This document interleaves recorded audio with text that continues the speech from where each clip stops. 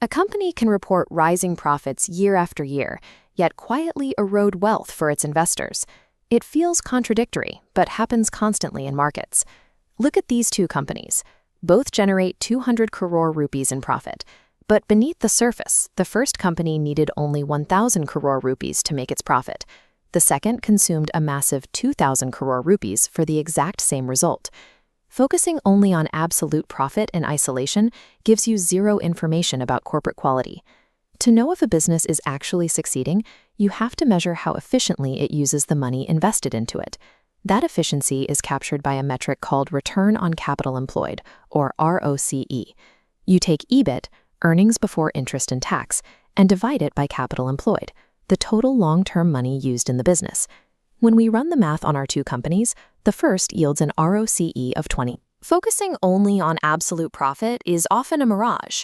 Real financial analysis forces you to connect the cash a business generates directly to the resources it consumes. That efficiency becomes critical because we operate in an environment where capital is not cheap. When interest rates rise, borrowing becomes expensive, and investors naturally demand higher returns because safer alternatives exist in the market. Every dollar a company takes in has a cost of capital. Think of this as the absolute minimum return a business must generate to justify tying up investors' money. Let's set up a threshold on this chart and assume the cost of capital in the current market is 12%. If we bring back our highly efficient company with the 20% ROCE, it clears the threshold easily. It pays for its capital and creates surplus value for its shareholders. But the second company, earning 10%, falls below the line. Even though its financial statements show a 200 crore profit, tying up capital to earn 10% when that same money could earn 12% elsewhere is an opportunity cost. It is mathematically destroying value. ROCE marks the dividing line between corporate survival and decline when borrowing costs rise.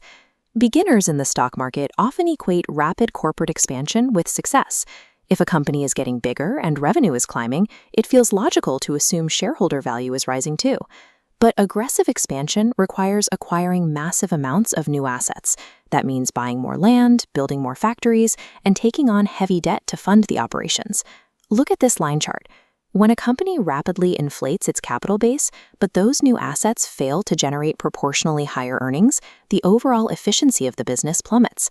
If the return on those new assets dips below the cost of capital, growth turns toxic. Every new factory built or competitor acquired acts as a financial drag, destroying shareholder value at an accelerated pace. Weak businesses can hide this inefficiency during economic periods when borrowing is cheap and credit is loose. But the moment credit tightens and interest rates climb, those poor returns are exposed. Unchecked corporate growth is a trap. Expanding operations only benefits investors if the returns strictly exceed the cost of the capital fueling them. Investors heavily rely on the price-to-earnings, or PE ratio, to quickly decide if a stock is cheap. Consider two options: a highly efficient company trading at a PE of 25 versus an inefficient company appearing cheap at a PE of 10. It is tempting to buy the PE of 10, but a surface-level valuation ignores the heavy, inefficient capital burden holding the company down. It struggles to generate returns and requires constant, heavy investment just to maintain its current operations. The company with the higher PE is actually the stronger wealth generator. Because it possesses a high ROCE, it can take its profits and consistently reinvest them at high rates, compounding wealth year after year. You might wonder why we don't just use return on equity, or ROE. ROE only measures the equity portion of a business and completely ignores debt. A company can artificially boost its ROE simply by borrowing more money, but ROCE includes both equity and debt, exposing the true leverage risks inside the business. A low valuation on a stock ticker does not mean a company is undervalued. More often than not, it trades cheaply because its capital efficiency is deeply flawed. When economic conditions tighten, ROCE operates as a strict diagnostic filter. It rapidly separates the fragile businesses, heavily reliant on cheap debt, from the resilient ones with true pricing power.